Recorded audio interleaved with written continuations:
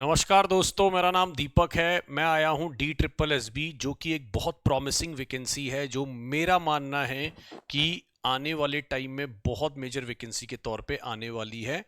ठीक है, पहले भी जो DSSB के फॉर्म निकले हुए हैं, किसी कारणवश जो अभी सरकार की तरफ से वो क्लियर नहीं किया गया है कि उसके एग्ज़ाम क्यों नहीं लिए जा रहे हैं। हो सकता है कि वो नई नोटिफिकेशन के साथ पुराने जो एग्ज़ाम है वो भी कंडक्ट करा लिए जाएं। तो अभी पुराने एग्ज़ाम्स को लेकर बहुत ज़्यादा कोई अपडेट नहीं आ रही है। कुछ एग्ज़ाम्स कंडक्ट कराए गए थे, लेकिन उसके बाद और एग्ज़ाम्स को लेकर अभी तक तो कोई क्लैरिटी नहीं है। लेकिन मैं एक रिक्वेस्ट बार बार करता हूं, और जो मैं हर वीडियो में करता हूं, आप अपनी तैयारी को प्लीज़ डिसकंटिन्यू मत करिए। आप सब ने देखा होगा कि यूपी टीजीटी पीजीटी में अभी क्या हुआ है ना। सब लोग मान के चल रहे थे कि कुंभ के बाद एग्जाम होगा, कुंभ के बाद होगा, लेकिन सडनली 1.5 महीने 1 महीने के अंदर अभ्यर्थियों को बोला गया है आइए एग्जाम दीजिए। तो जो लोग भी डिसकंटिन्यू कर गए थे, या जिन्होंने पढ़ाई छोड़ दी थी, या जिनको ये लग रहा था सरकार तो एग्जाम निकालेगी ही नहीं, वो अब फंसते नजर आ रहे हैं। क्योंकि 1 महीने में अब सारी चीजें रिवाइज करना, और वो देखिए, अगर आपकी पूरी तैयारी है तो रिवीजन तो 1 महीने में कर सकते हो, लेकिन अगर आपकी तैयारी नहीं है तो 1 महीने में तैयारी करना थोड़ा मुश्किल हो जाता है। तो वही मैं DSSB के लिए भी बोल रहा हूं। मेरे को बहुत ज्यादा एकदम है ना, मतलब मैं देख रहा हूं कि जनता गायब नजर आ रही है DSSB की, है ना। क्यों उन्हें लग रहा है कि यार ये एग्जाम पता नहीं कब होगा, जबकि मेरा ये भी मानना है कि सबकी अभी पूरी तैयारी भी नहीं है। तो दोस्तों, ये तैयारी आप प्लीज कर लीजिएगा, है ना, और अपनी तैयारी को कंटिन्यू जरूर रखिएगा। DSSB का नोटिफिकेशन जो है, नया नोटिफिकेशन, जो अगर आप देखेंगे, मैंने बैक टू बैक आपको ये दिखाया था, है ना, 14/11/2024 को, जो कि ना अगर आप देखेंगे तो अर्जेंट बेस पे था। यहां पर अगर आप देखेंगे मोस्ट अर्जेंट और टाइम बाउंड, यहां पर अगर आप देखेंगे तो ये मोस्ट अर्जेंट और टाइम बाउंड था। और एलजी ने कहा था मुझे सारी वैकेंसीज की डिटेल चाहिए, और कब चाहिए दोस्तों, 18 तारीख से पहले। अगर आप देखेंगे यहां पर लिखा हुआ है कि उन्होंने बोला है कि भाई मुझे 18 तारीख से पहले ये सारी डिटेल आप दे दो। जो भी डिपार्टमेंट नहीं देगा उसके खिलाफ एक्शन भी लिया जा सकता है। अब आपको यह भी पता है कि दिल्ली में जो है दोस्तों, ये ध्यान रखिएगा, दिल्ली के अंदर जो इलेक्शन है वो है आपका फरवरी के अंदर। दिल्ली के अंदर जो इलेक्शन है वो फरवरी 2025 में है। इलेक्शन से आपको पता है कि लगभग लगभग, अगर मैं बात करूं तो 15-20 दिन 25 दिन पहले जो है वो आपकी लग जाती है आचार संहिता। तो उसका मतलब आचार संहिता लगना, जिसको मॉडल कोड ऑफ कंडक्ट बोलते हैं, उसके बाद गवर्नमेंट कोई भी नए डिसीजंस नहीं ले सकती है। ठीक है ना। तो इलेक्शन यानी ये मान के चलिए कि गवर्नमेंट के पास जनवरी तक का ही टाइम है ना, जनवरी तक का ही टाइम है। तो इसका मतलब नोटिफिकेशन जो है वो आपको दिसंबर से, अगर 18 तारीख तक प्रॉपर डेटा आ गया, सारा डेटा कोलेट हो गया, एलजी के अप्रूवल आ गए, तो ये मान के चलिए दिसंबर 15 के बाद जो है ये आपको देखने को मिल सकता है। ठीक है, 15 दिसंबर के बाद आपको ये देखने को मिल सकती है वैकेंसी। कितनी होंगी बोला तो देखो 20,000 जा रहा है, लेकिन ऑब्वियस बात है 20,000 तो नहीं आनी है ना। लेकिन कितनी भी आ जाए, मेरा कहने का मतलब है सबसे ज्यादा पीआरटी में ही देखने को मिलेंगी। अच्छी खासी वैकेंसी आपको देखने को मिल सकती है। तो 20,000 वैकेंसी का बोला जा रहा है, लेकिन अगर इसकी आधी वैकेंसी भी आती है तो भी हमारे लिए क्या है, बहुत बड़ी अचीवमेंट है, बोल सकते हो बहुत बड़ा एक तरीके से तोहफा है सरकार की तरफ से।